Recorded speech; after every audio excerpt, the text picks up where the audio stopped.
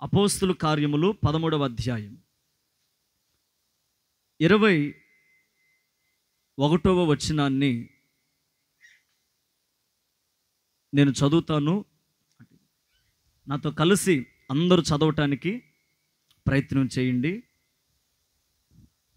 పరిశుద్ధ గ్రంథమైన బైబిల్లో నుంచి అపోస్తుల కార్యములు 13వ అధ్యాయం 21వ వచనాన్ని ఈ పూట మనం ధ్యానాంశంగా ధ్యానం చేద్దాం. నాతో కలిసి అందరి దగ్గరగా ఆ మాట చదవటానికి ప్రయత్నం చేయండి. Page number 116.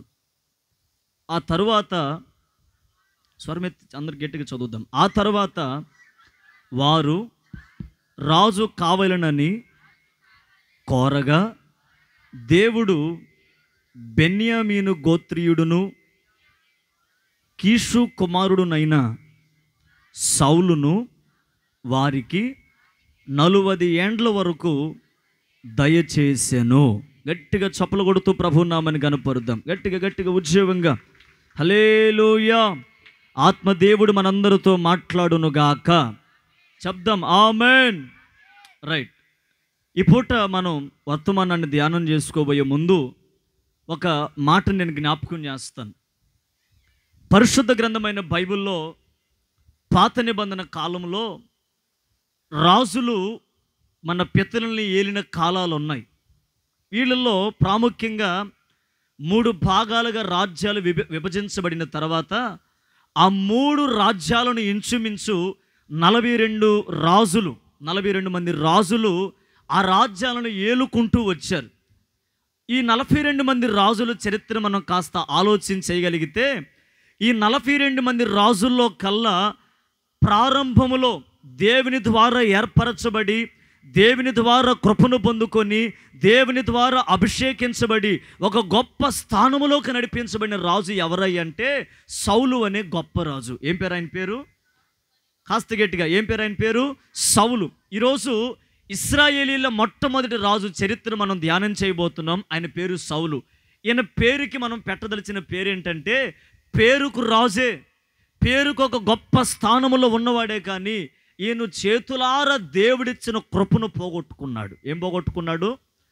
ఈ రాత్రి ఉపవాస ప్రార్థన దేనికంటే నువ్వు ఏ దేవుని కృపకైతే దూరం అయిపోయావో, ఏ కృపనైతే నువ్వు కాలదనుకున్నావో మరలా అదే కృపని రాత్రి నువ్వు పొందుకొనుదువుగాక. ఉపవాస ప్రార్థనలు దేనికంటే ఏ స్థితిలో మనం కృపకు దూరం అయిపోయామో, ఏ అనుభవాల్లో దైవ సన్నిధానానికి దూరం అయిపోయామో, ఏ పరిస్థితుల ప్రభావాల మధ్య దేవుని చిత్తానికి వ్యతిరేకంగా ప్రవర్తిస్తున్నామో మరలా ఉపవాస ప్రార్థన ద్వారా పోగొట్టుకున్నవన్నీ మరలా పొందుకోవడానికి ఈ ప్రత్యేకమైనటువంటి ఉపవాస దినాలను ప్రభు మనకు దయచేశారు. బాగా మనసు పెట్టి విందాం. ప్రారంభంలో ఇశ్రాయేలీని న్యాయాధిపతులు ఏలుతూ ఉండేవాళ్ళు. ఆ న్యాయాధిపతులు ఏలుతున్నప్పుడు వాళ్ళు అన్యాయం ఏది చెయ్యరు. వాళ్ళు న్యాయాధిపతులు గనక న్యాయం మాత్రమే తీర్చేవాళ్ళు. ఒకరోజు ఏమైందో ఏమో, దేవుని ప్రజలు నేరుగా సమూయేలు దగ్గరికి వెళ్ళారు. సమూయేలు ఆ రోజులు ఆ ప్రాంతానికి ఒక గొప్ప ప్రవక్త. ఎవరైనా ప్రవక్త. ఆ ప్రవక్త దగ్గరికి వెళ్ళి వీళ్ళు ఇలా చెప్పారు. ఏమన్నా చెప్పనయ్యా, ఇప్పటిదాకా న్యాయాధిపతులు మమ్మల్ని ఏలుకుంటూ వచ్చారు, కానీ మేమేమనుకుంటున్నామంటే మమ్మల్ని నడిపించడానికి ఒక రాజు కావాలి.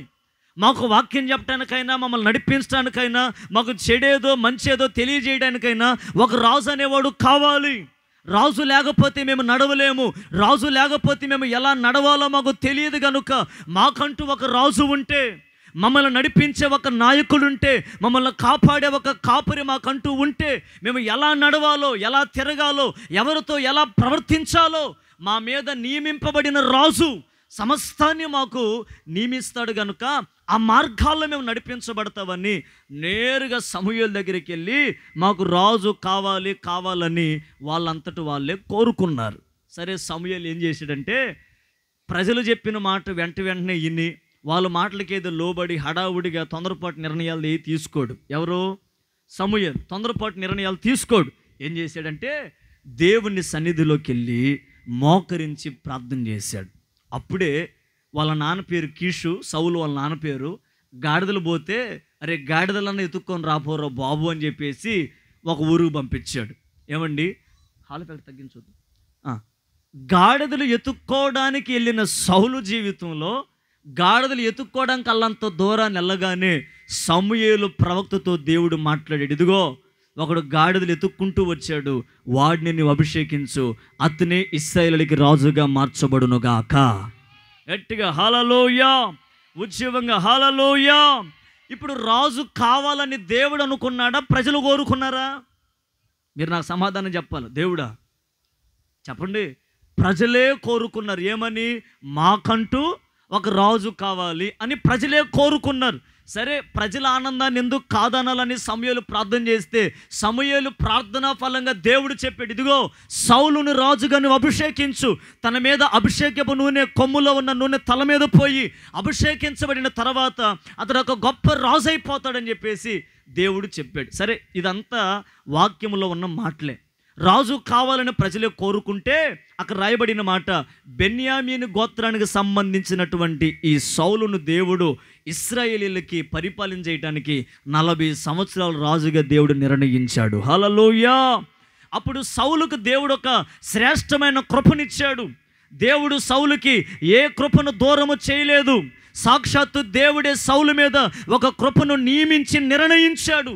తలలు పైకెత్తి మాటలు వినండి. ఇక్కడ రాయబడిన మాట ఏంటంటే, సౌలును దేవుడు రాజుగా అభిషేకించాడు. సౌలు మీద అభిషేకం ఉంది.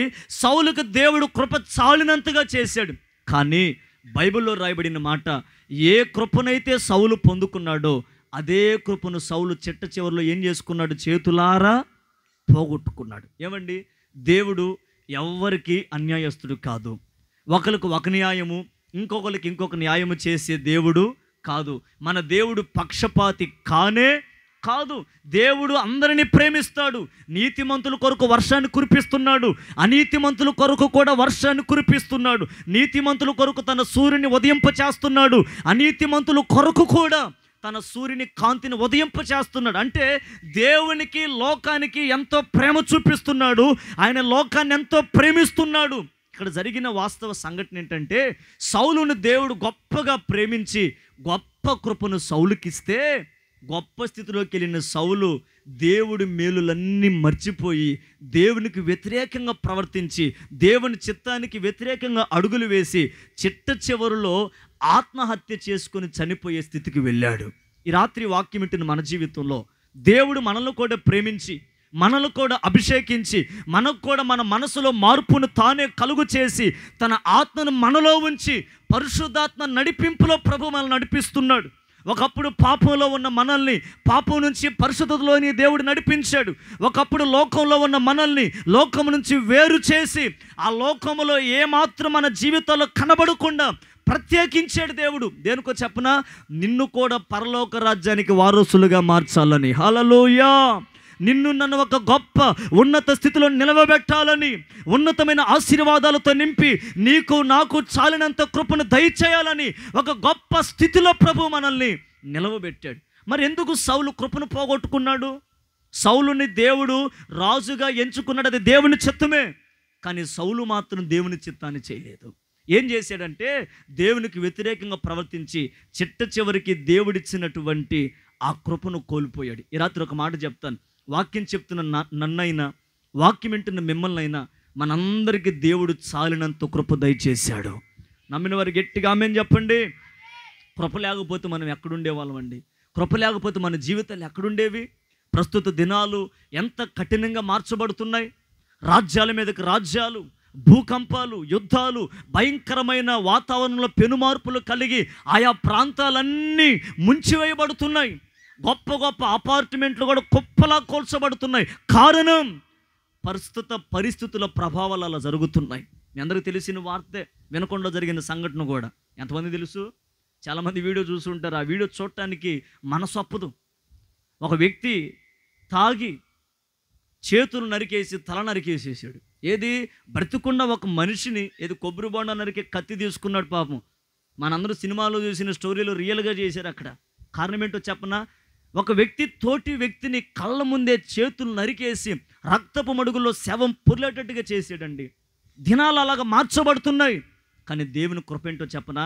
నీకు నాకు ఆ స్థితిని కలుగు చేయకుండా ఈనాటికి ప్రభు మనల్ని కాపాడుకుంటూనే వచ్చాడు. చప్పలు కొడుతూ ప్రభు నామని కనపడదాం గట్టిగా గట్టిగా. హల్లెలూయా.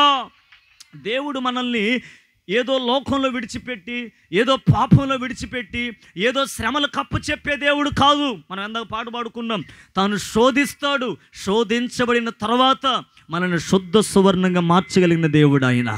నమ్మిన వారి గట్టిగా ఆమేన్ చెప్పండి. హల్లెలూయా. మంచిది. సౌలు రాజు ఒక స్థితిలోకి వచ్చిన తర్వాత, ఒక ఉన్నతమైన అనుభవంలోకి వచ్చిన తర్వాత, బైబిల్లో ఒక మాట ఉంది, నాశనానికి ముందు గర్వం నడిచిందంట. ఏమి నడిచింది? ఒక వ్యక్తి నాశనం అయిపోతున్నాడంటే వాడంతటి వాడప్పటికి నాశనం అవడంట.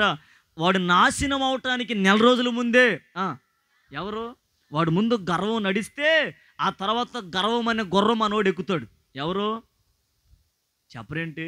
నాశనం అయిపోయేవాడు. అప్పుడప్పుడు మనం అనుకుంటాం, అసలు నిన్నటి దాకా భలే ఉన్నాడయ్యా ఈ అబ్బాయి, పాటలు పాడాడు, ఆరాధన చేశాడు, వాక్యం చెప్పాడు, అనేక మందిని సంపాదించాడు, ఈరోజు ఏంటి అలా ఆరిపోయాడు? వాడు నాశనం అయిపోయాడంటే ఈరోజు జరిగిన సంఘటన కాదు అది. వాడు నాశనం అవటానికి ముందుగా ఏమి నడిచింది?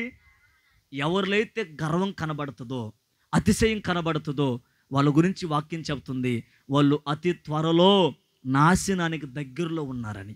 కనుక నేను చెప్పదలిచిన మాట, సౌలులో ఇదే గర్వం ప్రారంభించబడింది, సౌలులో ఇదే అతిశయం ప్రారంభించబడింది. సౌలు అసలు పతనమైపోవడానికి, దేవుడు కృపను కోల్పోవడానికి, కృపకు దూరం అయిపోవడానికి ప్రబలమైన కారణం ఏంటంటే సౌలులో అతిశయం ప్రారంభించబడింది. సౌలులో గర్వపాత్మ పని చేసింది. ఆ గర్వమే తన నాశనానికి తీసుకెళ్ళింది.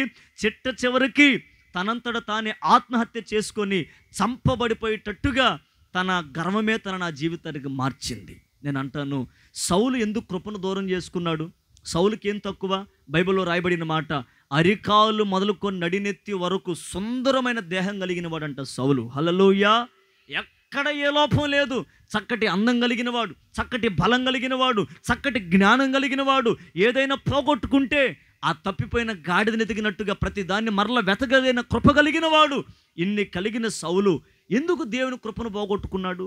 అప్పుడప్పుడు మనం కూడా దేవుని దగ్గర అన్నీ సంపాదిస్తాం, కానీ రెప్పపాటులో ఒక్క క్షణంలో దేవుడి ద్వారా పొందుకున్నవన్నీ మరలా కోల్పోతాం. ఒక్కొక్కసారి ఇంటి నిండా సంతోషం ఉంటుంది, ఆనందం ఉంటుంది, సమస్తం డబ్బులు ఉంటాయి మన దగ్గర, ఏది కొదువు ఉండదు. కానీ ఒక రోజు వస్తుందండి, అప్పుడు ఉన్నవన్నీ కోల్పోతాం. ఒకవైపు పిల్లల్ని కోల్పోతాం, ఒకవైపు డబ్బు కోల్పోతాం, ఒకవైపు ఆనందాన్ని కోల్పోతాం. ఇంటి నిండా శ్రమలే, ఇంటి నిండా కష్టాలే, ఇంట్లో అన్ని బాధలే. ఇంటిని పక్కన పెడితే ఒంటి నిండా కూడా కష్టాలే, దానితో పాటు రోగాలు. ఎందుకు ఈ బాధలో? కారణం ఏంటంటే ఎక్కడో మనం దేవుడిచ్చినటువంటి కృపను కోల్పోతున్నాం. ఈ రాత్రి మనం నేర్చుకోవాల్సిన గొప్ప పాఠం ఏంటంటే, ఎక్కడ దేవునికి కృప దూరం అయ్యామో ఈ రాత్రి అదే కృప మన ఎడల శాశ్వత కృపగా మార్చబడును గాక. గట్టిగా ఆమేన్. హల్లెలూయా.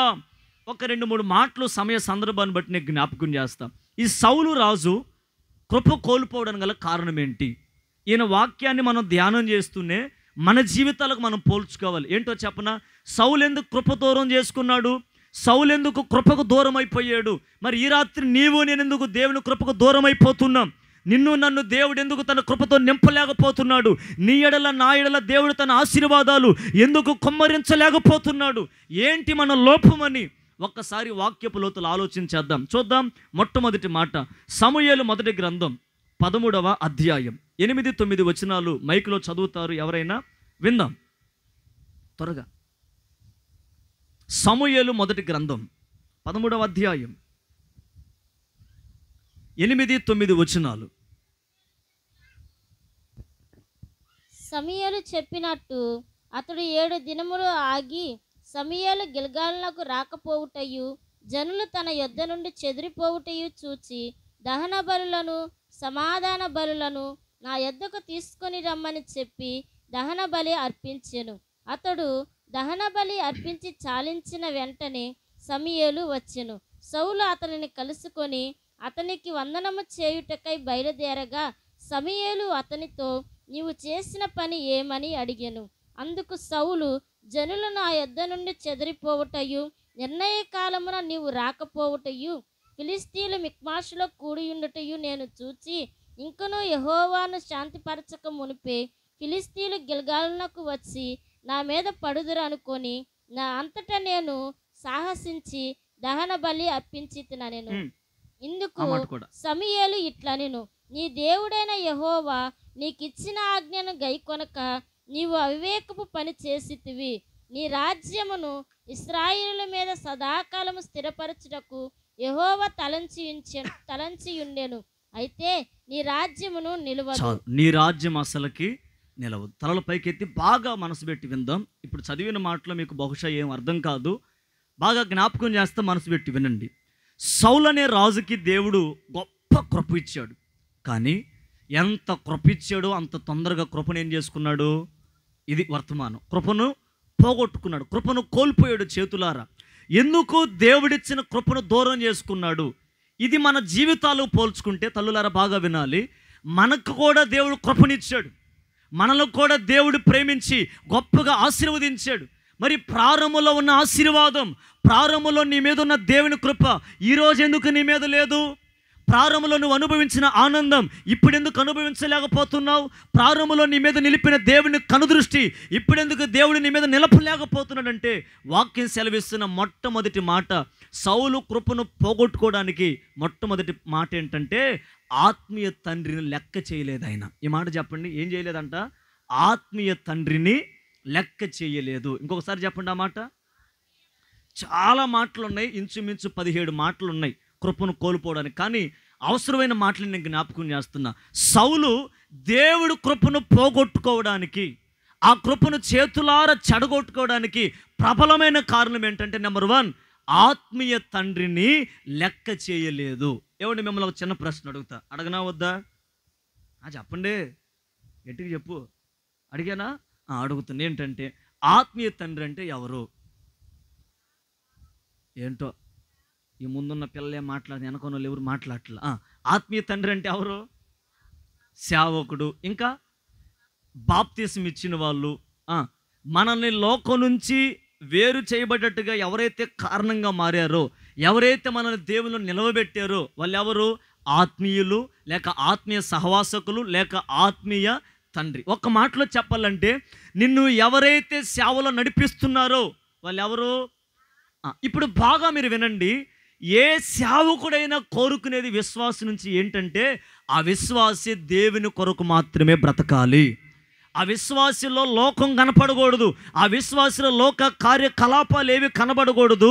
సేవకునికి అప్పచెప్పబడిన విశ్వాసి పరిశుద్ధపరచబడి, పవిత్రపరచబడి, తన నిత్య రాకడ రాజ్యానికి సిద్ధపడాలన్న తపన సేవకులో కనబడుతుంది. బాగా వినండి, ఇక్కడ సౌలు రాజు తన తండ్రి అనగా సమూయేలు ప్రవక్తను లెక్క చేయలేదంట. ప్రస్తుతం చూడండి, ఎన్నో సంఘాలలో పేర్లు చెప్పను కానీ ఎన్నో ప్రాంతాలలో కూడా సేవకుని మీదే తిరుగుబడేవాళ్ళు.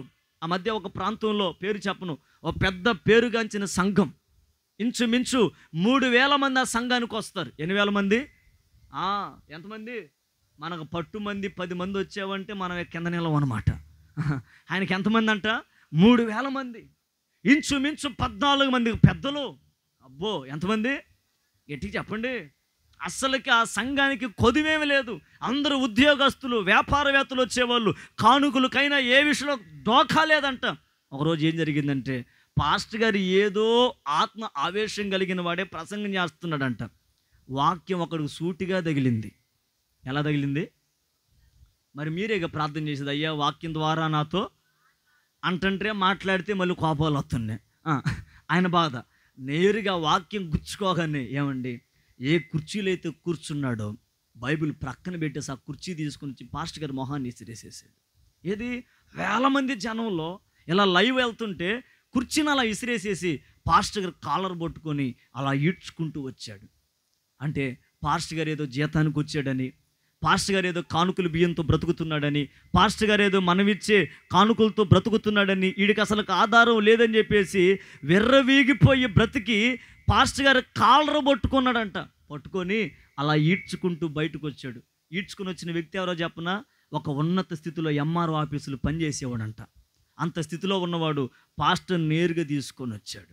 ఒరే, దేనికి అలా చేసావంటే, ఆ పాస్టర్ గారు చెప్పే ప్రసంగం నాకు అసలుకి, మరి మన వాళ్ళకి ఎలాంటి ప్రసంగాలు నచ్చుతాయి అంటే, అర్థం కాకపోయినా అరగంట వాగే ప్రసంగాలు బాగా నచ్చుతాయి. అర్థమైందా?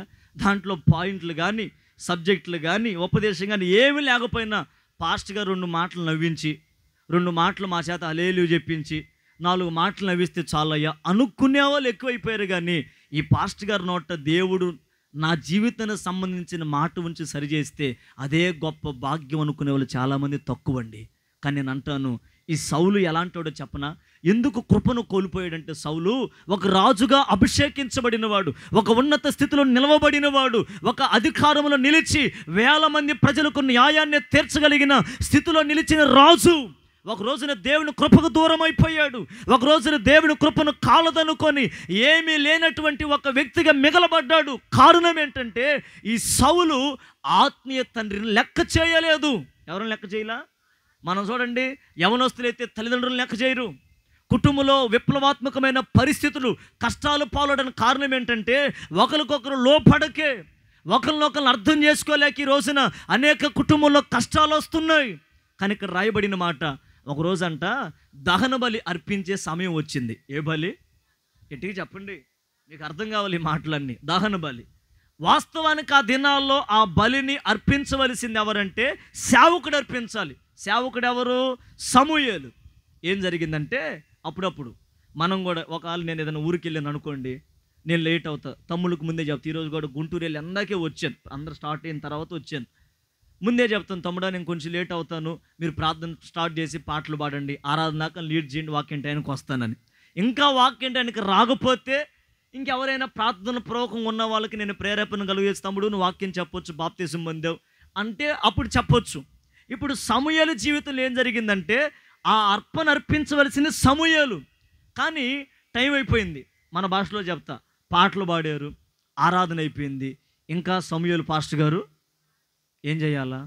ఫోన్ చేయాలా? 93 ఎవరు చెప్పారు? నా నెంబర్ చెబుతున్నారు. వెంటనే ఫోన్ చేసి, హలో పాస్టర్ గారు ఎడదాకా వచ్చావు, ఇంకెంత టైం పడుతుంది, ఇంకో 2 పాటలు పాడమంటావా, లేకపోతే ఆరాధన చేసామంటావా, ఇంకేం చేయమంటావా అని అడగాలి. ఏం అడగల. చూశారు, సౌలుకి ఎదురుగా జనం కనపడ్డారంట. అబ్బా, ఇంతమంది జనంలో మనం గనక లేచి, పాస్టర్ గారు కూడా లేడు ఇప్పుడు, మనమే లేచి అర్పణ అర్పిస్తే జనం అందరూ మనం చప్పట్లు కొడుతుంటే ఆహా ఎంత బాగుంటుందని చెప్పేసి సమూయేలు అనే సేవకుడు రాకపోయేసరికి, లేట్ అయ్యేసరికి వెళ్ళి ఆ దహన బలి తీసుకెళ్ళి అర్పించేశాడు. దహన బలంతా అయిపోయిన తర్వాత వచ్చాడు అయ్యగారు. చివరిలో వచ్చి, రే అబ్బాయి తీసరంటే అర్పిద్దాం అన్నాడు. జనం అందరూ ఆశ్చర్యపోతున్నారు. సేవకుడు అర్పించవలసిన దహన బలిని సౌలు అర్పించాడు. అబ్బాయి ఎవరు అర్పించారు దహన బలి అనగానే సౌలు, ఎస్ సార్ నేనే సార్ అన్నాడు. నువ్వెందుకు అర్పించావు? మరి నువ్వు రాలేదుగా, నేను రాకపోతే నాకు ఫోన్ చేయొచ్చుగా, ఆ రోజుల్లో ఫోన్లు లేవుగా, మరి ఎట్లాగా? మరి వచ్చి ఏదైనా మాట్లాడవచ్చు కదా, కబురు పంపించవచ్చు కదా, సైనికులు ఉంటారు కదా, ఏదో ఒకటి చేయొచ్చు కంటే ఈ సౌలు అంటాడు, ఏమైందిలే నువ్వు పాస్టర్వే నేను రాజునే. ఏమండి, పాస్టర్కి రాజుకి సంబంధం ఉందా? పాస్టర్ స్థితి వేరు కదా. కానీ ఈ సౌలు ఏం చేశాడంటే, నాకు హోదా ఉంది, నాకు జ్ఞానం ఉంది, నాకు డబ్బు ఉంది, నా కింద కూడా లక్షల మంది ప్రజలు ఉన్నారు, నేను అనేక మందికి నీతి న్యాయాలు బోధిస్తున్నానని వివేచన జ్ఞానం ఉందిగా, నా జ్ఞానాన్ని పూర్తిగా నిర్ణయించలే దేవుని కొరకు. దేవుడి చిత్తానికి వ్యతిరేకంగా చేసి అర్పణ తీసుకెళ్ళి దేవుని సన్నిధిలో అర్పించేశాడు. సమూయేలుతో దేవుడు చెప్పాడు, సమూయేలు వాడు చాలా బావరు చేస్తున్నాడు. ఎవరాడు? చెప్పండి, ఎవరాడు? సౌలు. వాడు అర్పణ అర్పించాల్సింది నువ్వురా బాబు, మరి అర్పణ అర్పించాడు ఏంటంటే, అదే ప్రభా నాకు అర్థం కావట్లా, ఎంతకి నేను అభిమాన్యా లేకపోతే ఎవరిని చెప్పు అంటాడు సమూయేలు. అప్పుడు దేవుడు చెప్పించాడు మాట, సౌలో దేవుడు నీకు గొప్ప రాజ్యాన్ని ఇచ్చాడు, జీవితకాలం స్థిరపరచాలనుకున్నాడు, కానీ నువ్వు చేసిన ఈ అవివేకపు పని వలన నీ రాజ్యాన్ని దేవుడు తీసివేయబోతున్నాడు, ఇక నీ ఎడల కృప అస్సలకి ఉండదని చెప్పాడు. ఎందుకు సౌలు కృపను పోగొట్టుకున్నాడంటే, నెంబర్ 1 సేవకుని మాటను లెక్క చేయలేదు. ప్రస్తుతం చూడండి, ఎక్కడ చూచినా సేవకుని మాటకు లోబడే ప్రజలు చాలా తక్కువ. ఇప్పుడు ఉపవాస ప్రార్థన పెట్టాం అంటే రానోళ్ళ గురించి, కేసు గురించి కాదు ఈ మాటలు నేను చెప్పేది. ఒకవేళ బయట చాలామంది ఈ మాటలు వింటూ ఉండొచ్చు, వాళ్ళ గురించి కాదు. ఈ ఉపవాస ప్రార్థన దేని కొరకు? విశ్వాసుల క్షేమం కొరకే కదా. ఉపవాస ప్రార్థన దేని కొరకు? ఒకవేళ మీరు కడుపు నిండా తినొచ్చినా మేము మాత్రం కడుపు చంపుకొని ప్రార్థన చేస్తాం. దేని కొరకు? ఏం మాట్లాడరు? విశ్వాసుల జీవితాలు కొన్ని పిశాసులు పని చేస్తున్నాయి. అవి పోవాలనే కదా. ఉపవాస ప్రార్థనలు దేనికంటే వాక్యం సెలవిస్తుంది, దేని ద్వారా సాధ్యమో కానిది కూడా ఉపవాస ప్రార్థన ద్వారా సమస్తాన్ని దేవుడు సాధ్యపరుస్తాడు. ఇప్పుడు సేవకులు ఉపవాస ప్రార్థన పెట్టే దేనికంటే ఏదో వాళ్ళ క్షేమం కొరకే కాదు, సంఘానికి వస్తున్న ప్రతి విశ్వాసి క్షేమస్థితిలో నిలుచుదురుగాక, వాళ్ళ కుటుంబాలు కట్టబడాలని, వారి కుటుంబాలు బాగు చేయబడాలని, వారి కుటుంబాలు ఉన్నతమైన ఉపదేశ క్రమంలో నడవాలని ఒక సేవకునికి దేవుడిచ్చిన ఆలోచన ప్రకారం ఉపవాస ప్రార్థనలు నిర్ధారిస్తారు. ఒకవేళ రాకపోయినా పర్లే, ఎందుకంటే కొంతమందికి పనులు ఉంటాయి, లేకపోతే కొంతమంది చాలా ఇంపార్టెంట్ పనులు ఉంటారు, సీరియల్ కానివ్వండి, ఇక మనం ఏం చేయలేము వాళ్ళని. సరే, ఏది ఏమైనా ప్రార్థనకు రాకపోయినా మనస్ఫూర్తిగా నువ్వు ఇంట్లో ఉండి ప్రార్థన చేసిన దేవుని ఎడల గొప్ప కార్యాలు జరిగించునుగాక. గట్టిగా మేము చెప్దాం.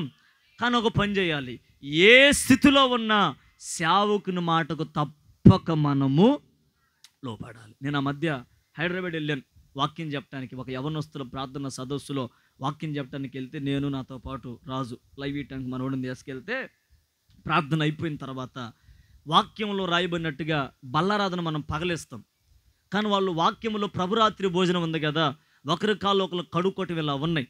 సేవకులు ఏం చేశారంటే, ఎటుగూడి మేము వచ్చామని చెప్పేసి, బాగుంటుందని చెప్పేసి సంఘం అంతటిని పిలిపించి ప్రభురాత్రి భోజనం పెట్టించి ఒకరి పాదాలు ఒకరు కడగమని చెప్పారు. మన దగ్గరికి లాస్ట్ టైం వచ్చారు, యెషయా పాస్టర్ గారు వచ్చారు. ఎంతమంది గుర్తుందా? చేతులు పైకెత్తండి గుర్తున్న వాళ్ళు. యెషయా పాస్టర్ గారు ఆదివారం రాత్రి వర్షం పడితే ఆ రాత్రి వాక్యం చెప్పారు. ప్రకాష్ పెళ్లి చేసిన తర్వాత మరుసటి రోజు ఆ పాస్టర్ గారు నేరుగా రాజు కాళ్ళు కడిగాడు. ఆయన వయసు ఎంత? తమ్ముడు వయసు ఎంత? సరే, అది పక్కన పెట్టండి. నన్ను తీసుకెళ్ళి ఒక కుర్చీలో ఇప్పటికి నా దగ్గర ఫోటోలు ఉన్నాయి, కుర్చీలో కూర్చోబెట్టి ఒక పెద్ద ఆఫీసర్ హైదరాబాద్లో ఆయన వచ్చి నా కాళ్ళు కడిగాడు. అసలు పాదాలు పట్టుకుంటేనే భయం అనిపిస్తుంది. అయ్యా ఏంటయ్యా, సేవకుడు చెప్పాడు, వాక్యంలో ఉంది, సేవకుని మాట మేము వినాలి. చూసారా, అంత స్థితిలో ఉన్న వాళ్ళే సేవకుని మాటకి వాక్యానికి భయపడుతుంటే మనం ఏం చేస్తామంటే, ఏముందిలే, పాస్టర్లు అలా చెప్తారులే, సేవకులు అలా చెప్తారులే, వాళ్ళది ఏముందిలే, మన బాధలు వాళ్ళకేం తెలుసు అంటారు. ఏమంటే ఒక మాట చెప్తాను, ప్రతి సేవకుడు కోరుకునేది విశ్వాసి క్షేమాన్ని మాత్రమే. హల్లెలూయా. విశ్వాసి క్షేమంగా ఉంటే పరిచర్య ఆశీర్వాదకరంగా నడిపించబడింది. ఒక్క విశ్వాసి బలహీనమైపోయాడు అనుకో, ఒక్క విశ్వాస ఆత్మీయతలో దిగజారిపోయాడు అనుకో, ఒక్క విశ్వాసి వాక్యానికి వ్యతిరేకంగా ప్రవర్తించి రోగాల మధ్య నడిపించబడుతుంటే ఆ సేవకుని ఖచ్చితంగా వేదన ఉంటుంది. నేను అంటాను, ఈ సంవత్సరం మనం ప్రతి శుక్రవారం మానక ఉపవాస ప్రార్థన చేస్తున్నాం. దేనికంటే మనల్ని వెంబడిస్తున్న విశ్వాసుల కుటుంబాలన్నీ క్షేమముగానే ఉండునుగాక. హల్లెలూయా. అందుకే మనం ఏం చేయాలంటే, ఒక సేవకుని మాటకు లోపడాలి, ఒక విశ్వాసి సేవకుని మాటకు తప్పక లోపడాలి. మనం ఏమంటామంటే, పెద్దలు అంటారు, కుక్క పెత్తనం. మీరు చెప్పండి, కుక్క పని గాడిద చేసిద్దా? ఏం మాట్లాడట్లా. కుక్క పని ఏంటి? వెళ్ళేమిటి చెప్పరే. కుక్క పని ఏంటి? దొంగలు వస్తే అరిసిద్ది, ఆకలేస్తే అరిసిద్ది, అవసరమైతే కరిసిద్ది. మన కండే దానికి ఒక అండ. ఆమేన్. మరి అంతే, తప్పదు. మరి గాడిద అస్సలకి ఎంత బరువైనా దాని మీద వేయి, చక్కగా మోసిద్ది. ఎగస్ట్రా చేస్తే వెనకాలతో దన్నిద్ది, అంతే, ఇంకేం చేయదు. గాడిద యొక్క స్వభావం ఏంటంటే ఎంత బరువైనా మోసిద్ది. ఎగస్ట్రా చేసావు అనుకో, అర్ధవిళ్ళ చదివే రోజులు నేను చాలా చిన్న వయసులో తీసుకెళ్ళి వేసారు, నా ఊసులు వాళ్ళకి తగల, ఎవరికి సార్ వాళ్ళకిలే తీసుకెళ్ళి చిన్న వయసులో చాలా చిన్నపిల్లోడిని వెళ్ళిపోయారు. ఈరోజు హాస్టల్ చదువుకునేలా చదువుతున్నాను అయ్యా, అప్పుడే నన్ను హాస్టల్ వేస్తున్నారని అడుగుతున్నారు. నన్ను చాలా చిన్న వయసులో తీసుకెళ్ళి వేసారు. మీకన్నా పేరెంట్స్ డేలు జరుగుతున్నాయి. నా దగ్గరికి 5 సంవత్సరాల తర్వాత వచ్చారు మా అమ్మ మా నాన్న, మధ్యలో రాను కూడా రాలా. అసలుకి అక్కడ గాడిదలు ఎక్కువ ఉండేవి. ఏముండేవి? ఒకడు గాడిద ఎట్లుంటుంది, గాడిద అవతారం ఏందని మొత్తం వాడు ఏందో సైన్స్ టీచర్ లాగా చూస్తున్నాడు, శాస్త్రవేత్తలాగా. గాడిద ముందు భాగానికి వెళ్ళి చూసాడు, మూతు చూసాడు, ముక్కు చూసాడు, బాగానే ఉంది. కాలు ఎట్టుందని చూద్దామని వెళ్ళాడు. ఒక్క తన్నే ముక్కంతా చిట్లిపోయింది దేవుడి దయ వల్ల. కారణం ఏంటి? ఎవరి పని? ఇప్పుడు విశ్వాసుల పని, సేవకుని పని. ఇప్పుడు ఎవరు బాధ్యతలు వాళ్ళు చేసేవనుకో, ఆ పని ద్వారా దేవునికి మహిమ కలుగుతుంది. లేదయ్యా, సేవకుని పని నేను చేస్తా అన్ను వాక్యం చెప్పావు అనుకో, అప్పుడు నేనేం చేయాలా? చెప్పరింది నేను అంటాను, ఒక పరిచర్యలో అందరికీ దేవుడు బాధ్యతలు ఇస్తారు. ఇదిగో మన దగ్గర చాలామంది పరిచారకులు ఉన్నారు. సౌండ్ సిస్టమ్ పెట్టడానికి ఒకళ్ళు, లైవ్ ఇవ్వటానికి ఒకళ్ళు, కరెంట్ ఆపరేట్ చేయడానికి ఒకళ్ళు, వాక్యం చెప్పడానికి ఒకళ్ళు, ఆరాధన చేయడానికి ఒకళ్ళు, పాటలు పాడటానికి కొంతమంది, ఇలాగ దేవుడు నిర్ణయించాడు. ఎవరు బాధ్యత వాళ్ళు నిర్వర్తిస్తే మన ఎడల దేవుని కృపను ఎన్నడూ మనం పోగొట్టుకోము. పొరపాటున వాక్యానికి వ్యతిరేకమైన కార్యాలు ఏది మన జీవితంలో కనబడినా దేవుడు మన మీద ఉంచిన కృపను చేతులార మనమే. సౌలు ఒక రాజు, అభిషేకించబడిన వాడు. ఎందుకు కృపను కోల్పోయాడంటే కేవలం సేవకుని మాట తృణీకరించి, సేవకుని మాట లెక్క చేయక, సేవకుని మాటకు లోపడకే దేవుడిచ్చిన కృపను పోగొట్టుకున్నాడు. ఈ రాత్రి ఇప్పటికే మన ఎడల దేవుని కృప అపరిమితంగా ఉంది. ఇంక నా కృపను మనం అంతవరకు కాపాడుకుందాము గాక. నమ్మిన వారు గట్టిగా ఆమేన్ చెప్పండి. ఆమేన్. నెంబర్ 1, సౌలు కృపను పోగొట్టుకోవడానికి ప్రబలమైన కారణం ఏంటంటే సేవకుని మాటకు మనం ఏం చేయాలి? సేవకుని మాట అంటే నా మాట అనే కాదు, ప్రతి సేవకుడు వాక్యాన్ని బోధిస్తాడు. వాక్యం చెప్పే ప్రతి సేవకుని మాటకు మనం లోబడుదుముగాక. అలా లోబడి దేవుని కృపను మనం పొందుకొనుదుముగాక. చప్పలు కొడుతుందరు ప్రభునామని గణపరదాం గట్టిగా. హల్లెలూయా. రెండవ మాట, సమూయేలు మొదటి గ్రంథం 15వ అధ్యాయం 9వ వచనాన్ని చదువుతారు, విందాం.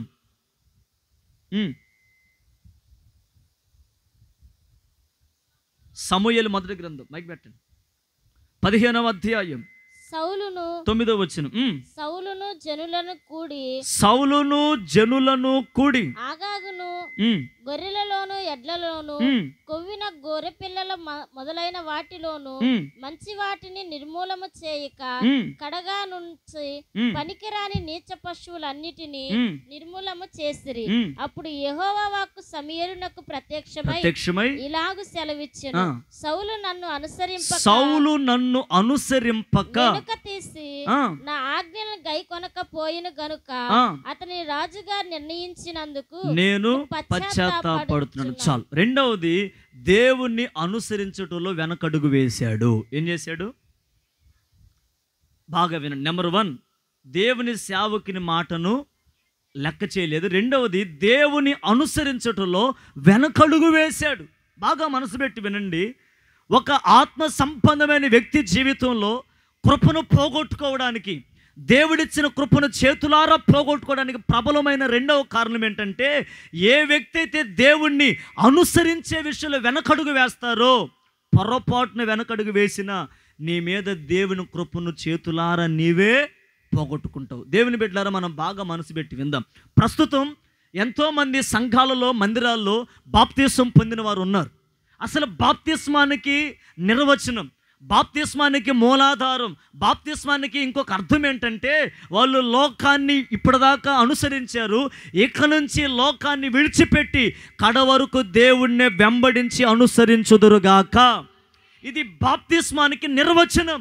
అంటే ఒక వ్యక్తి మార్పు చెందిన తర్వాత, మనసు మార్పు చెందుకున్న తర్వాత, బాప్తిసం పొందిన తర్వాత ఆ వ్యక్తి తను జీవించిన దినములన్నీ దేవుణ్ణి అనుసరించాలి, కానీ లోకాన్ని ఏమాత్రము.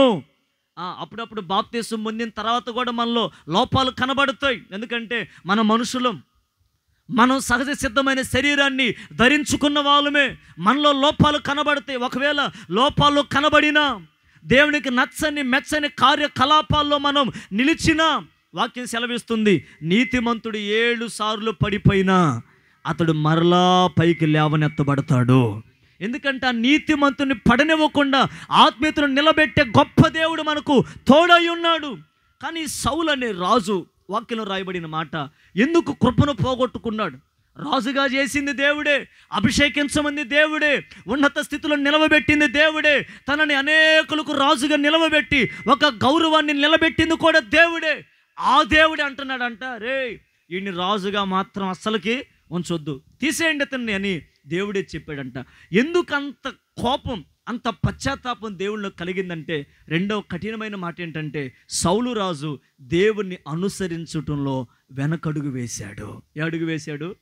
ఏమండి, దేవుణ్ణి వెంబడిస్తున్న మనం రోజు రోజుకి మన అడుగులు ముందుకే వెళ్ళాలి, కానీ పొరపాటున వెనక్కి రాకూడదు. ఒకవేళ ఇలా ఆలోచించేద్దాం, రోజు మనం దేవుని వెంబడిస్తున్నాం, ఆత్మీయతలో ముందుకెళ్తున్నాం, పాటలు పాడే విషయంలో ముందుకెళ్ళిపోతున్నాం, ఆరాధించే విషయంలో ముందుకెళ్ళిపోతున్నాం, సమస్త విషయాల్లో ముందడుగు వేస్తున్నాం. ఏ రోజైనా ప్రార్థన చేయటం మానేవా? ప్రార్థనకు రావటం మానేవా? ఉపవసించటం మానేవా? దేవుని వాక్యానికి వ్యతిరేకంగా ప్రవర్తించావా? తన అర్థం ఏంటో చెప్పనా? దేవుణ్ణి అనుసరించడంలో వెనకడుగు వేసినట్టు. ఎప్పుడైతే నీ అడుగు ముందుకు పడకుండా వెనక్కి పడుతుందో అప్పుడే దేవుని కృప కూడా నీకు దూరం అయిపోద్ది. ఇప్పుడు సౌలు ఎందుకు కృపను పోగొట్టుకున్నాడంటే కేవలం దేవుని అనుసరించడం వెనకడుగు వేశాడు. ఏం చేశాడు అక్కడ? జ్ఞాపకం చేస్తాం, మనసు పెట్టి వినండి. ఒక ప్రాంతంలోకి యుద్ధానికి వెళ్ళాడు.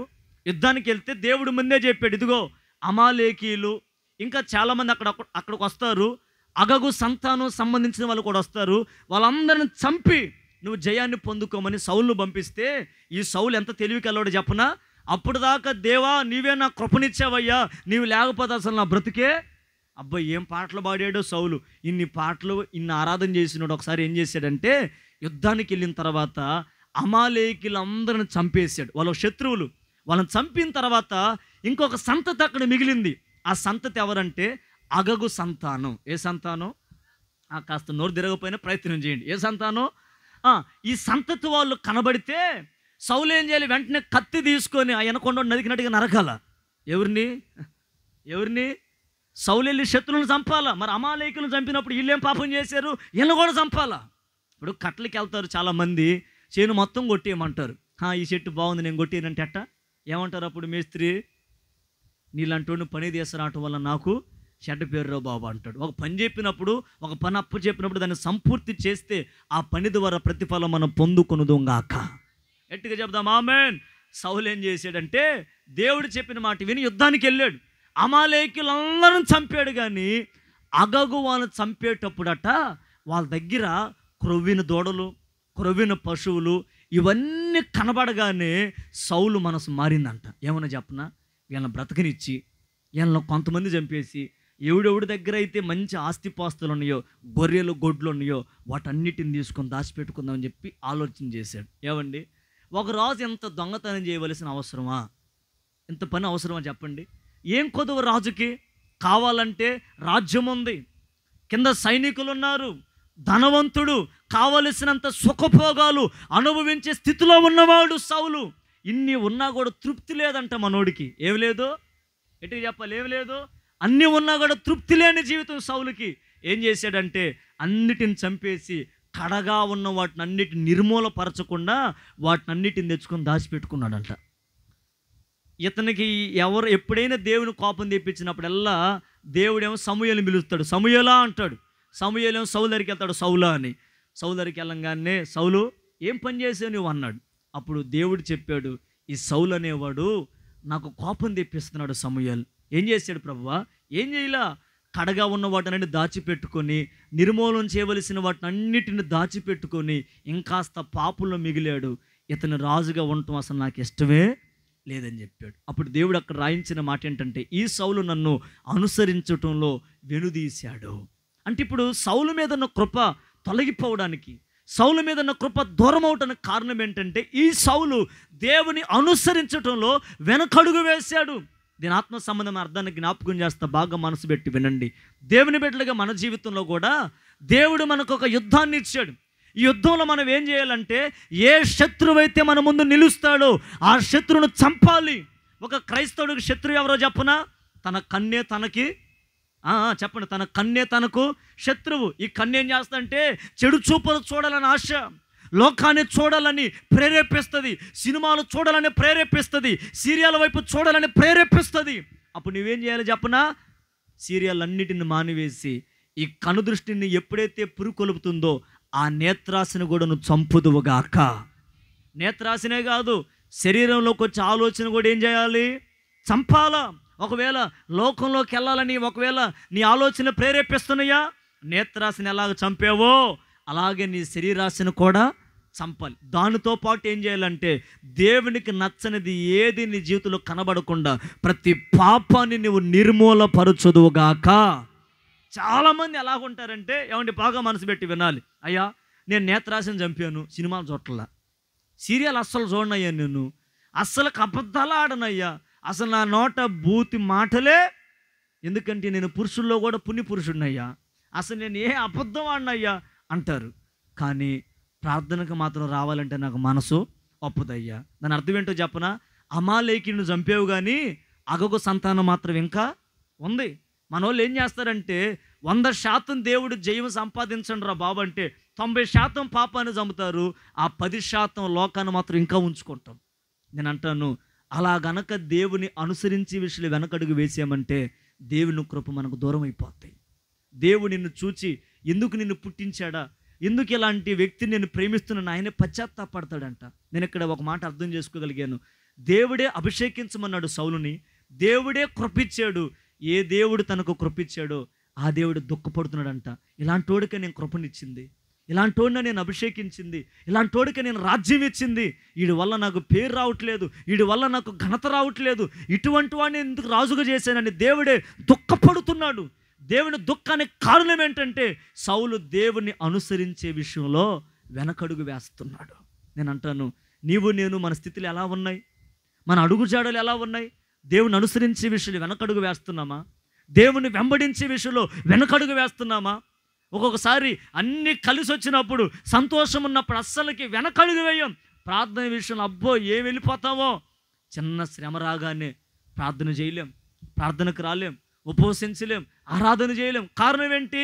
నువ్వు దేవుణ్ణి అనుసరించే విషయంలో వాక్యంలో ఒక మాట ఉంది, సంతోషమందైన శ్రమలయందైనను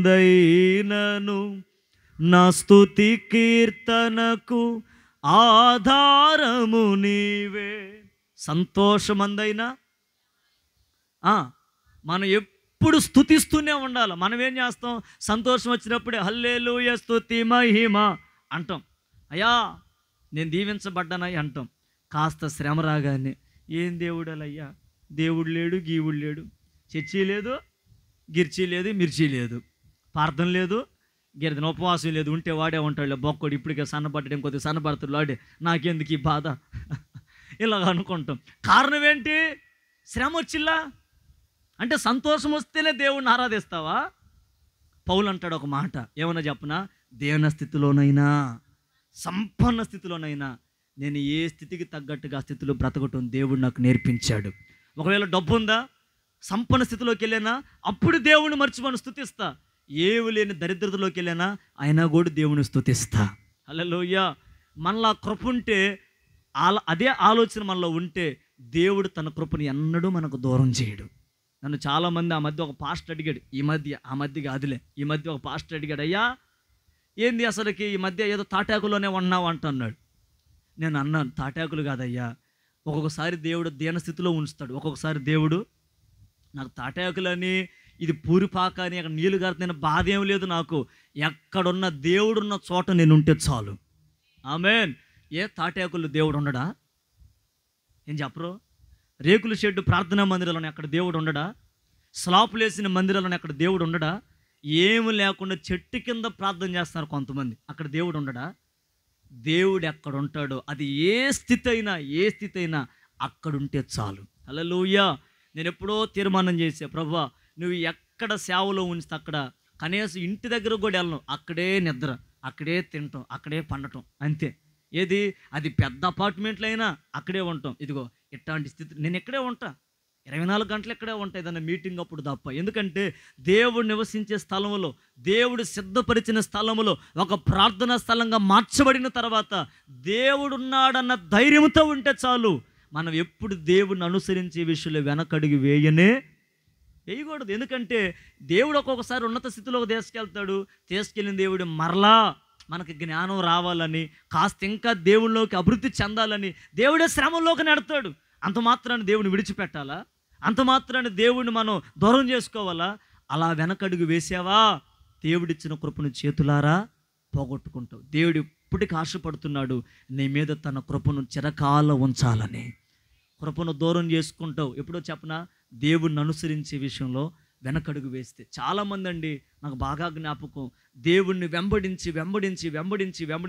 సడన్గా మరలా దేవుడిని వెంబడించే విషయంలో వెనకడుగు వేసిన వాళ్ళు నేను ఎంతోమందిని చూశాను. ప్రార్థనలో వైరాగ్యంగా బ్రతికిన వాళ్ళు, ప్రార్థనలో రోషంగా బ్రతికిన వాళ్ళు, ప్రార్థనలో అసలుకి ఈ వ్యక్తి మంట కలిగినోడురా అన్నవాడు కూడా ఈ రోజున దీపం ఆరిపోయి కూర్చున్నాడు. ఎంతోమంది సేవకులు కానివ్వండి, విశ్వాసులు కానివ్వండి, ఎంతోమంది వెలిగి ఆరిపోయారు, ఇక పైకి లేవనే స్థితిలో ఉన్నారు. కారణం ఏంటంటే దేవుణ్ణి అనుసరించే విషయంలో వెనకడుగు వేశారు. ఈ రాత్రి ఒక దేవుని బిడ్డగా నేను కోరుకుంటున్నాను, మన అడుగులు జీవిత కాలం దేవుణ్ణే వెంబడించునుగాక, ఆయన అడుగు జాడల్లోనే మనం నడుచుదముగాక. హల్లెలూయా. అది కష్టం ఎదురైనా, బాధ ఎదురైనా, శ్రమ ఎదురైనా, అది దేన స్థితి అయినా, సంపన్న స్థితి అయినా, ఏ స్థితిలోనైనా దేవుణ్ణి అనుసరించే విషయంలో వెనకడుగు వేయకూడదు. వెనకడుగు వేస్తే కృపను మనము పోగొట్టుకుంటాం. వెనకడుగు వేయకుండా ఎన్ని అవరోధాలు ఎదురైనా ముందుకే వెళ్తే ఆ కృప శాశ్వత కృపగా దేవుడు మన ఎడలు మారుస్తాడు. చప్పలు కొడుతూ ప్రభు నామని కనపడదాం గట్టిగా హల్లెలూయా. ఆఖరి మాట చెప్పి నేను ప్రార్థన చేస్తాం. సమూయేలు మొదటి గ్రంథం 18వ అధ్యాయం 11వ వచనం. మైకులో చదువుతారు, విందాం. ఒకప్పుడు సౌలు 18:11. ఒకప్పుడు సౌలు చేతిలో ఒక ఈట ఉండగా దావీదును పొడిచి గోడకు బిగించుదుననుకొని సౌలు ఆ ఈటను విసిరేను. అయితే అది తగలకుండా దావీదు 2 మారులు తప్పించుకొనెను. యెహోవా తనను విడిచి దావీదునకు తోడయుండుట చూచి దావీదునకు సౌలు దావీదునకు భయపడెను. కాబట్టి సౌలు అతను తన యొద్ద నుండనియ్యక సహస్రాధిపతిగా చేసెను. ఆఖరి మాట ఏంటంటే సౌలు కృపను పోగొట్టుకోవడానికి ప్రబలమైన మూడో కారణం ఏంటంటే మేలు చేసిన వారికి కీడు చేశాడు. ఏం చేశాడు? నాతో చెప్పండి. మేలు చేసిన వారికి కీడు చేశాడు. ఇప్పుడు మీరు నోరు తెరిచి చెప్పండి గట్టిగా. 3 మాటలు గుర్తున్నాయా? ఏమోనయ్యా, ఈ 3వ మాట చెబితే తొందరగా వెళ్ళిపోతానయ్యా, అంత మొత్తం దీన్ని బొనుకుంటానని అడుగుతున్నారు. నెంబర్ 1, ఆయన కృప కోల్పోయాడంటే కారణం ఏంటంటే సేవకుణ్ణి లెక్క చేయలేదు. రెండవది, దేవుణ్ణి అనుసరించే విషయంలో వెనకడుగు వేశాడు. 3వ మాట ఏంటంటే మేలు చేసిన వ్యక్తికి, బాగా ఈ మాట వినండి, సౌలుకి ఎవరెవరో మేలు చేయలా, ఒక వ్యక్తి, ప్రాముఖ్యమైన వ్యక్తి మేలు చేశాడు, అతనే దావీదు. నేను దీన్ని ఇంకొక విధంగా చెప్పాలనుకుంటే ఇది చాలా దూరం పోద్దు, వద్దులే. అందుకని మనకు అర్థమయ్యే రీతిలో చెప్తాను. చాలా అర్థాలు ఉన్నాయి ఈ వాక్యంలో, కానీ ఇది కనుక మనకు అర్థమైద్ది బాగానే. కానీ కొంతమందికి తకలంగాలు ఉంటారు, కొంతమంది వాళ్ళకి ఇంకొక రకంగా అర్థమైద్ది. చాలా మర్మాలు ఉన్నాయి. ఏది అసలు సబ్జెక్టు టోటల్గా తగిలే సబ్జెక్టులు ఉన్నాయి. వద్దు, కానీ దేవుడు మనతో మాట్లాడునుగాక, మనల్ని దర్శించి మనల్ని బాగు చేయునుగాక. ముందు మన కంట్లో ఉన్న దూలాన్ని తీసుకొని అప్పుడు పక్కన కంట్లో మనకున్న చెడ్డ మంచి బుద్ధి, ఏ బుద్ధి చెడ్డదే కానీ అది మంచి బుద్ధి, మళ్ళీ అది ఎట్లాంటిదంటే మన కంట్లో అంత దూలం ఉంచుకుంటాం. పక్కనోడి కంటే ఎంత నలుసుగానే, అబ్బే నీ కంట్లో పూసుంది, నీ కంట్లో నలుసు ఉంది అంటాం. ఒరే, ముందు మన కంట్లో ఏముంది? దూలం పెద్దదా, నలుసు పెద్దదా? ఎట్టి చెప్పండి. మరి ముందు మన కంట్లో ఉన్న దూలాన్ని తీసుకొని అప్పుడు పక్కనోడి కంట్లో ఏం ఎతకాలి? అప్పుడు వాడు కూడా ఓహో థ్యాంక్ యూ బ్రదర్ అంటాడు. మనం పెద్ద తప్పు మనలో ఉంచుకొని సరి చేసుకున్నాం అనుకోండి, వాడు ఏమంటాడంటే ముందు నువ్వు సరిచేయి బ్రదర్ అంటాడు. హల్లెలూయా. ఆ స్థితి రాకుండా ప్రభు మనల్ని కాపాడునుగాక. గట్టిగా చెప్దాం హల్లెలూయా. ఉజ్జీవంగా హల్లెలూయా. విందాం. సౌలు కృపను పోగొట్టుకోవడానికి ప్రబలమైన కారణం ఏంటంటే మేలు చేసిన వారికి కీడు చేశాడు. బాగా మనసు పెట్టి వినండి. ఇక్కడ రాయబడిన మాటల్లో సౌలుకి దేవుడు కృపనిచ్చాడు. బాగా ఈ ముగింపు మాటలు వినాలని ప్రేమతో తెలియజేస్తున్నాను. సౌలుకు దేవుడు కృపనిచ్చాడు. సౌలును దేవుడు సమూయేలు ప్రవక్త ద్వారా అభిషేకించాడు. అభిషేకపు తైలము తన తల మీద పోయబడింది. అనేక మంది సైనికుల్ని పోషించే ఒక గొప్ప స్థితిలో సౌలు నిలవబడ్డాడు. ఈ స్థితిలో ఉన్న సౌలుకట పలు సందర్భాలలో గొప్ప మేలులు చేసిన ఒకే ఒక వ్యక్తి దావీదు మాత్రమే. ఏ మేలు చేశాడు దావీదు? అసలుకి ఎలాంటిగా, ఏ విషయాల్లో దావీదు సౌలుని ఆదుకున్నాడంటే బైబిల్లో రాయబడిన మాట, ఒక గొప్ప వ్యక్తి, ఆయన పేరు గొల్యాతు, యుద్ధానికి వచ్చి అందరిని బెదిరిస్తున్నాడు. రే, ఎవడైనా నా మీద యుద్ధం చేసి ఉంటే రండని విర్రవీగుతుంటే యుద్ధం చేయవలసింది ఎవరు? సౌలు. యుద్ధ రంగంలోకి అడుగు పెట్టవలసింది ఎవరు? సౌలు. యుద్ధంలో జయము పొందవలసిన వ్యక్తి ఎవరు? సౌలు. వాడు ఎక్కడ చంపుతాడన్న భయంతో ఇంట్లోకి వెళ్ళి నిద్రపోతున్నాడు మహానుభావుడు. ఎవరు? నేను ఒక మాట చెబుతా. రాజే నిద్రపోతే సైనికులు ఏం చేస్తారు? ఏసీ వేసుకొని నిద్రపోతారు. అంతే కదా. సరే, ఉదాహరణకి రాజు ఏసీలో నిద్రపోతారంటే సైనికులు కూలర్ కింద నిద్రపోతారు. మరి ఇదే కదా, రాజే ఇంట్లో భయపడి కూర్చున్నాడు. ఎందుకంటే ఆ ఫిలిస్తీయుడు ఆ రకంగా కేకలేస్తున్నాడు, రండిరా చూసుకుందాం అంటున్నాడు. క్యారండిరా చెప్పండి, ఇంకేడ రావాలి చెప్పండి, మాట్లాడుతూ ఉన్నారు. భయపడి సౌలే అక్కడ భయాన్ని గుండెల్లో పెట్టుకొని ప్రాణాన్ని గుప్పెట్లో పెట్టుకుని ఉంటే దావీదు అనేవాడు ముందుకొచ్చి సౌలు చేయవలసిన యుద్ధాన్ని దావీదు చేసి ఆ గొల్లియాతు తల తెగ నరికి గొప్ప జయాన్ని తీసుకొని వచ్చాడు. పేరు ఎవరికి వచ్చింది? రాజుకే కదా. సౌలుకి వేల కొలది, కాకపోతే ఒక పల్లవి శరణం ఆయనకి ఎక్కువైనా కూడా పేరు ఎవరికి వచ్చింది? మరి దావీదుకి కాదు, సౌలుకి. మీరు తప్పు చెప్పి నన్ను తప్పు చెప్పి మాకండి మళ్ళీ. హల్లెలూయా. సౌలుకి పేరు వచ్చింది. కారణం ఏంటంటే సౌలు రాజ్యంలో శత్రువు చనిపోయాడు. సౌలు రాజ్యంలో శత్రువు అనేడు నిర్మూలపరచబడ్డాడు. సౌలుకి ఘనత కలుగునుగాక. ఈ గొప్ప పాట ఆ రోజులో స్త్రీలు పాడుతున్నారండి. ఇప్పుడు నేను అంట, సౌలుకి మేలు చేసింది ఎవరు చెప్పండి? దావీదే కదా. మేలు చేసాడు, బాగానే ఉంది. ఇప్పుడు ఒకటో మేలు. రెండో మేలు అంటే చెప్పనా, సౌలుకి ఎప్పుడైతే దేవుని కృప దూరం అయిపోయిందో దేవుని దగ్గర నుంచి దయ్యం వచ్చి సౌలును ఆవరించింది. ఇది ఎంత కఠినమైన మాట అండి. కృపిచ్చింది దేవుడే, ఆత్మ పొందుకుంది దేవుని ద్వారానే. ఎవరైతే ఆత్మతో నింపబడి కృప పొందుకున్నారో అదే సౌలుని ఇప్పుడు ఏం ఆవరించింది? అయ్యా, దేవుని బిడ్డలకు కూడా దెయ్యాలు పడతాయి అంటే రాజుకే పడింది దెయ్యం, రాజుకే పట్టింది పెద్ద దెయ్యం. మరి నిజమే, అభిషేకం ఉన్నవాడికి, కృప ఉన్నవాడికి, అభిషేక తైలో ఉన్నవాడికే దెయ్యం పట్టిందంటే మరి ఈ రోజున దేవుని బిడ్డలకి ఎందుకు పట్టవు చెప్పండి? అందుకే వదిలేస్తుంది ఈ మధ్య. హల్లెలూయా చెప్పరే, ఎట్టి చెప్పండి హల్లెలూయా. ఇప్పుడు సౌలుకి దురాత్మ పడితేనంట ఎంతోమంది వచ్చారంట, ఓం అంటున్నారు. అది బాటలా. ఇంకొకడు వచ్చాడు, బూడిద జల్లుతున్నాడు నెత్తి మీద, పోతవా పోవా అని, అది బాటలా. ఇంకొకడు వచ్చాడు, సౌలు జుట్టు పట్టుకుని లాగి కొడుతుంటే సౌలుకి కీడును కొడుతున్నాడు, అది బాటలా. ఎన్ని చేసినా దెయ్యం వదలట్లా. ఎవరో చెప్పారంట, అయ్యా మన ప్రాంతంలో చమత్కారంగా వీణ వాయించగలిగిన ఒకడు ఉన్నాడయ్యా, అతను వీణ వాయిస్తుంటే దేవదూతలు కదిలినట్టుగా ఉన్నాయి దురాత్మలన్నీ. అవునా, పిలవండి అని చెప్పాడండి. పిలవగానే గొలియాతును చంపిన దావీదే సౌలుకు దురాత్మ పడితే ఆ దురాత్మను వదిలించడానికి ఒక వీణ చేత పట్టుకుని పాటలు పాడటం ప్రారంభించాడు. హల్లెలూయా. దావీదు ఎప్పుడైతే సౌలుకి దయ్యం పట్టినప్పుడు కూర్చొని పాట పాడతాడో సౌల్లో ఉన్న దురాత్మ, ఇప్పుడు సౌలుకి మేలు ఎవరి ద్వారా కలిగింది? దావీదు ద్వారానే కదా. ఎట్లా చెప్పిన అసలు సౌలుకు దయ్యం పట్టినప్పుడల్లా దావీదు వీణ పట్టుకునేవాడు. దావీదు డ్యూటీ అనమాట సౌలుకి. సౌలు నిద్రపోతాడు, దెయ్యం పట్టుకుంటే ఎట్టుంటాడు? అప్పటికప్పుడే ప్రైజ్ లాడ్ అంటాడు, అప్పటికప్పుడే ఓలియో గజని, ఇంకా అంతే ప్రైజ్ లాడ్ అంటాడు.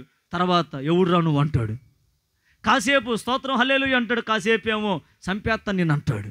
ఆ మధ్య వినకొండలో మా అత్తమ్మోళ్ళ ఇంటి దగ్గర డబుల్ స్టేర్ ఇల్లులో పొనుకుంటే రాత్రిపూట నేను ఎప్పుడు సపరేట్గా ఉండడానికి ఇష్టపడతా.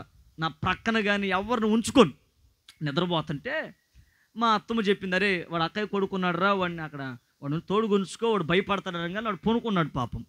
రాత్రి అంతా రే ఫోన్ నాకు కొద్దురు అంటే సిగ్గు లేకుండా ఫోన్, చాలా చిన్నపిల్లడు, ఇదిగో సంతోషంతో ఉంటాడు, బాహుబలి అంట. ఏ బలి సినిమా పెట్టుకొని చూస్తున్నాడు. ఆ కిటికీలో నుంచి అప్పటికే నాకు శబ్దాలు వినపడుతున్నాయి. ఎందుకంటే ఆ పక్కనే మా నాన్న వాళ్ళ అక్క వాళ్ళ సమాధి. దానికి చాలా పెద్ద చరిత్ర ఉందిలే, ప్రభు చేతం అయితే పగలపూట చెబుతారు, రాత్రిపూట వద్దులే పగలపూట చెప్తారు, చాలా పెద్ద చరిత్ర. అప్పటికి శబ్దాలు వినపడుతున్నాయి. సర్లే ఎందుకు ఇదంతా, నేను మామూలుగా భయపడను, ఏ దెయ్యమైనా ఏ దురాత్మైన అసలు భయం అనేది నాకు ఉండదు అసలుకి, దేవుడు నన్ను ధైర్యం. ఈడు చూసినంతసేపు చూసి గట్టిగా నన్ను కౌలించుకొని బొనుకున్నాడు. సరే 2 అయింది, నేను బొనుకునేది 2ంటికి, లేచేది మాత్రం 4ంటికి లేచి ప్రార్థన చేసుకుని మళ్ళీ బొనుకుంటే తర్వాత ఏదైనా, మధ్యలో ఎవరు వచ్చినా ఇంకా లేచేది లేదు దేవుడి దయ వల్ల. మెలుకోకుంటా కానీ అవసరమైతే ఎదుగుస్తా, లేకపోతే లేకపోను. సరే వాడు సరిగ్గా 2 దాటిన తర్వాత నేరుగా నా మీదకి లేచి చంపేస్తా ఏసేస్తాను అంటున్నాడు గట్టి గట్టిగా. ఎవరిని? నన్ను. చంపేస్తా, ఏసేస్తా, పొడిచేస్తా, ఓహో అంటున్నాడు. నేను అనుకున్నా ఏంట్రా ఈడని చెప్పగానే అంటానే ఉన్నాడు, మరలా పొనుకున్నాడు ప్రశాంతంగా. మరలా 5 నిమిషాల తర్వాత లేచి చంపేస్తా, పొడిచేస్తా, నేను బాహుబలిని అంటున్నాడు. కత్తి లేదు, కత్తినట్టే చేదిప్పుతున్నాడు అంతా. నాకు అర్థమైంది, వీడికి ఏదో ఆవరించింది వీడికి, కలవరెత్తున్నాడు అని చెంపకు పెట్టి ఒకడు సాచి చరిస్తే ఇక నేను బొనుకుంటా అన్నాడు. అప్పుడు దాకా పొడి చేస్తా అన్నవాడు ఇక నేను బొడుకున్నాడు. ఇక తెల్లారి లేచిన తర్వాత అడిగారే ఏంట్రా కలవరిస్తామంటే నేను ఎప్పుడు కలవరించాను బాబాయ్ అంటున్నాడు. నిజమే, వాడు కలవరించింది వాడికే. మా వాళ్ళు కూడా విచిత్రంగా ఉంటారు ఇక్కడ బొనుకునే వాళ్ళు. మేము నౌకల్లా కల్లాడుతూ నైట్లు ఒక్కొక్కడు ఉంటాడు, నైట్ సపరిస్తూ ఉంటాడు. విచిత్రమైన వాళ్ళు ఉంటాడు. మా వాళ్ళు ఒకళ్ళు మేము అప్పుడప్పుడు బయటికి వెళ్ళి వచ్చి తిరిగి వచ్చిన తర్వాత తల కింద దిండి లాగామనుకో, వాడు అంటున్నాడు హో అని తిరుగుతూ ఉంటాడు ఆడే పిచ్చోళ్ళలాగా. ఏంట్రా అంటే అదొక లోకం. హల్లెలూయా. నేను అంటాను సౌలుకు దురాత్మ ఎప్పుడు పట్టిద్ది అతనికే. ఏమంటే దెయ్యం ఎప్పుడైనా చెప్పొచ్చిద్దా? అప్పుడప్పుడు చూడండి మమ్మల్ని పిలుస్తారు, అయ్యా ఆ అమ్మాయికి దెయ్యం పట్టింది రాయ్యా అని. ప్రార్థన చేసేటప్పుడు మాకు వందనాలు చెప్పిద్ది, చెయ్యి పెట్టి ఏసు రక్తం విజయం ఏసు రక్తం, అప్పుడు స్టార్ట్ అయ్యింది పోతా వదులు వెళ్తానంటది. అప్పుడు దాకా ఏడుందో మరి, ఏ బీరువాలో ఏ షోకేసులో దాక్కుందో నాకు అర్థం కావట్లా. నేను అంటాను సౌలుకు దురాత్మ పట్టినప్పుడు దావీదు కళ్ళు తెరుచుకొని నిద్రపోయేవాడు కాదట. సౌలు నిద్రపోయేవాడు కానీ దావీదు మాత్రం ఎందుకు చెప్పనా, సౌలుకి ఎప్పుడైతే దెయ్యం పట్టిద్దో వెంటనే దావీదు వీణ చేతబట్టుకుని స్తుతించడం ప్రారంభించాడు. ఎప్పుడైతే దావీదు పాటలు పాడాడో సౌల్లో ఉన్న దురాత్మ అంతా ఏమండి ఎన్ని మేలులు చేశాడు. ఏం జరిగిందో చెప్పనా, చేతిలో ఒక కత్తి పట్టుకొని దావీదును పలు సందర్భాల్లో చంపాలని ప్రయత్నం చేశాడు. ఎవరిని? మేలు చేసిన దావీదును చంపాలని. బైబిల్లో రాయబడిన మాట మనం చదివే ఇప్పుడు ఎన్నో సందర్భాల్లో కత్తి ఈటల ఇసరగా జస్ట్ అలా మిస్ దావీదు ఎలా ఉంటే ప్రక్కకెళ్ళి గోడ తగిలిందంట కత్తి. కానీ దావీదును చంపడానికి దేవుడు ఇష్టపడలా, దావీదును కాపాడుకుంటూ దేవుడు వచ్చాడు. కారణం ఏంటో చెప్పనా, దావీదు అన్ని విషయాల్లో సుబుద్ధి కలిగి ప్రవర్తించాడు. కానీ ఈ సౌలు మేలు చేసిన వ్యక్తులకు ఏం చేసుకుంటూ వచ్చాడు? నేను ఒక మాట చెప్తూ వస్తానండి. ఈ పూట యోసేపుకు తన అన్నలే కీడు చేస్తే యోసేపు అన్నలకి ఏమాత్రం కీడు చేయలా. కీడు చేసిన వాళ్ళకు కూడా మేలు చేసి మేలు ద్వారా సంపాదించాడు గొప్ప ప్రేమను. నేను అంటాను కీడు చేసిన వారికి కీడు చేస్తే ఏమి రాదు మనకి. మనం ఏం చేస్తామంటే పగను తీర్చుకునే స్వభావం మనుషులది. వాడు ఇలా చేసాడు, నేను వాడు ఖచ్చితంగా అలా చేస్తా. ఆమె ఎలా మాట్లాడింది, నేను కూడా అలాగే. వాడు ఇలా చేసాడు, నేను ఇలా చేస్తానంటాం. దేవుని బిడ్డకు అది తగదు. ఏం చేయాలి చెప్పనా, వాడు ఎంత కీడు మనం తలగపెట్టినా మనం మేలు మాత్రమే చేయుదొంగాక. Praise the lord. ఎందుకంటే దేని ద్వారా సాధించలేంది మేలు ద్వారా సమస్త ప్రేమను మనం సాధించవచ్చు. హల్లెలూయా. శబ్దం గట్టిగా హల్లెలూయా. కనుక నా మాటలు ముగింపులోకి వచ్చాను.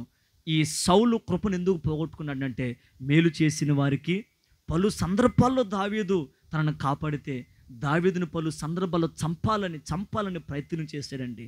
ఎన్ని సందర్భాల్లో చంపాలనుకున్నా కూడా దేవుడు దావీదు ప్రాణాన్ని కాపాడుకుంటూనే వచ్చాడు. చివరికి జరిగిన విషయం ఏంటంటే యుద్ధం జరుగుతుంటే యుద్ధంలోకి అడుగు పెట్టాడు సౌలు.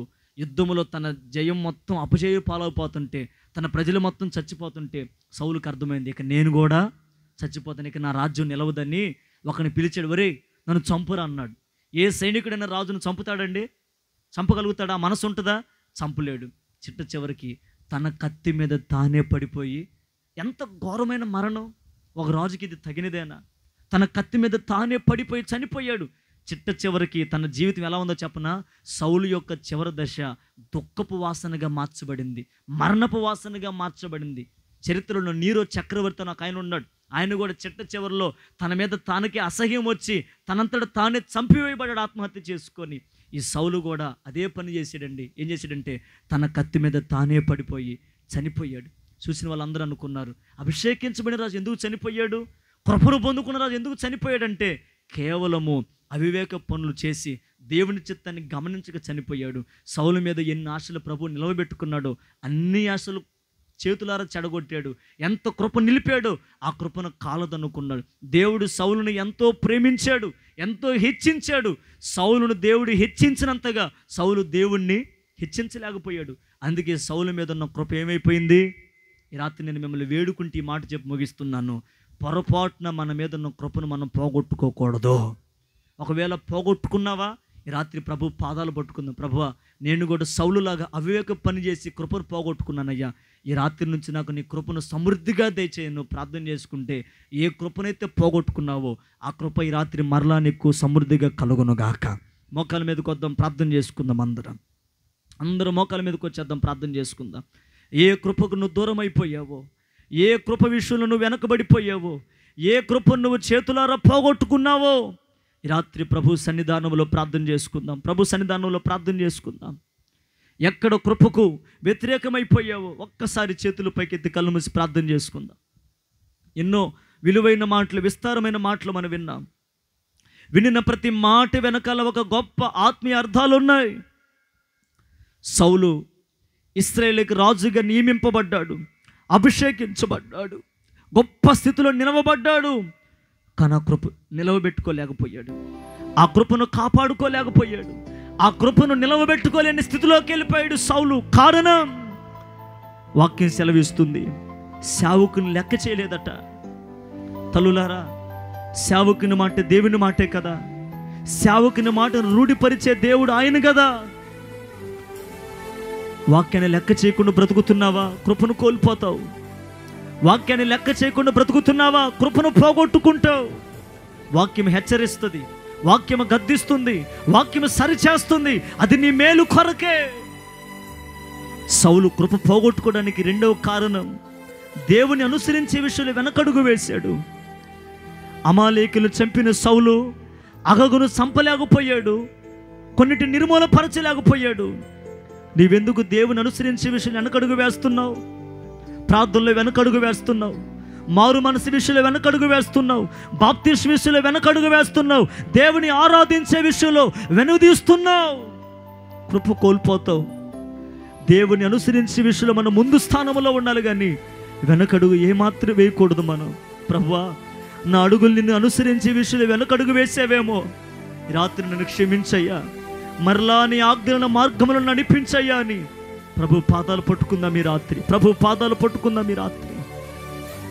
దేవుని అనుసరించే విషయంలో నువ్వు ఎక్కడ వెనబడ్డావో, ఎక్కడ వెనుదీశావో, ఇంకా నీలో లోకం చావకపోతే, ఇంకా నీలో పాపము చావకపోతే, ఇంకా నీలో లోక సంబంధమైన ఇచ్చలు చావకపోతే కృప దూరం అయిపోయింది నీకు. ప్రభువా, నాలో సమస్త లోకం చనిపోవాలయ్యా, నాలో పాపం తొలగిపోవాలయ్యా, పరిశుద్ధపరచు నన్ను, పవిత్రపరచు నన్నని ప్రభు పాదాలు పట్టుకుందాం ఈ రాత్రి. సౌలు కృపను కోల్పోవడానికి మేలు చేసిన వారికి కీడు చేశాడు. వాయిద్యాలు వాయించే దావీదును దూరం చేసుకున్నాడు సౌలు. యుద్ధ వస్త్రాలు లేకపోయినా యుద్ధం చేసి జయాన్ని సంపాదించే దావీదును దూరం చేసుకున్నాడు సౌలు. అభిషేకించబడిన వాడిని దూరం చేసుకున్నాడు సౌలు. ఏ దావీదైతే మేలు చేశాడో ఆ దావీదునే చంపాలని ప్రయత్నం చేశాడు.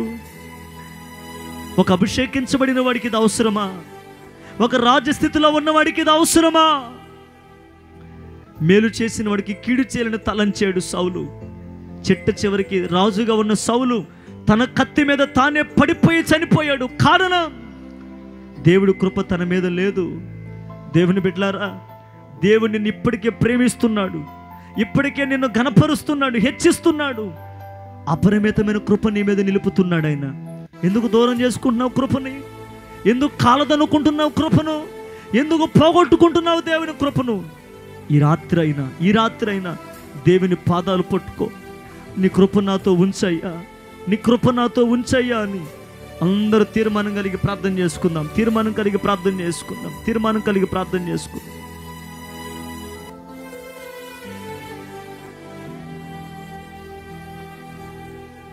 నీ కృప నాతో ఉంటే చాలు, ఈ లోకంలో జీవించడానికి నాతో ఉంచవా నీ కృపను. నీ కృపతోనే జీవింతు నిరంతరం. నాతో ఉంచవా నీ కృపను.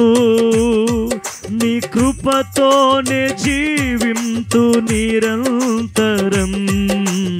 అనుక్షణం నీతో కలసి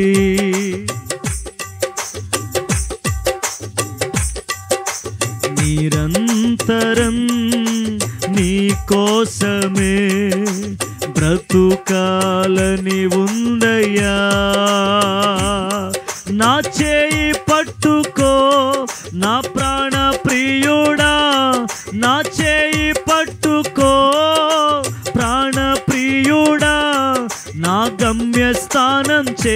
వరకు చేయి విడువకు, నా గమ్యస్థానం చేయి విడువకు, అనుక్షణం నడువాలని ఉందయ్యా యేసయ్యా నిరంతరం, బ్రతుకాలని ఉందయ్యా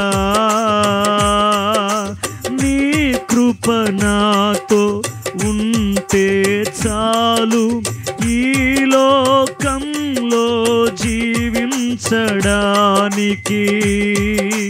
నీ కృప నాతో. పాడదామందరం. జీవించడానికి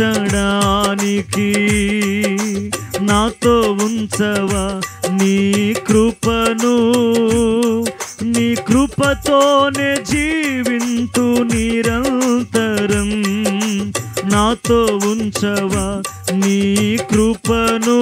యేసయ్యా కృపతోనే జీవింతు నిరంతరం, నాతో ఉంచవా నీ కృపను, నీ కృపతోనే జీవింతు నిరంతరం, నాతో ఉంచవా నీ కృపను, నీ కృపతోనే జీవింతు నిరంతరం, నాతో ఉంచవా నీ కృపను. అందరూ వేడుకుందాం.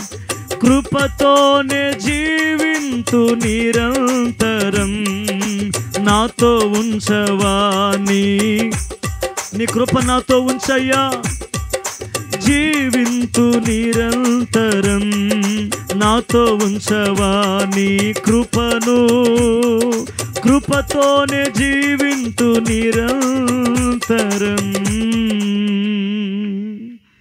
నీ కృప నాతో ఉంటే చాలు, ఈ లోకంలో జీవించడానికి నాతో ఉంచవా నీ కృపను, నీ కృపతోనే జీవింతు నిరంతరం. ఈ లోకంలో జీవించడానికి నీ కృప ఉంటే చాలయ్యా, నీ కృప లేకపోతే మేము క్షణమైన బ్రతకలేమయ్యా. జీవితాంతం నీ కృపను మా మీద నిలపండి, కృపను కాపాడుకునే గొప్ప భాగ్యం మాకు ఇవ్వయ్యా అని ప్రార్థన చేసుకుందాం. ఆశ్చర్యకరుడైన మా తండ్రి,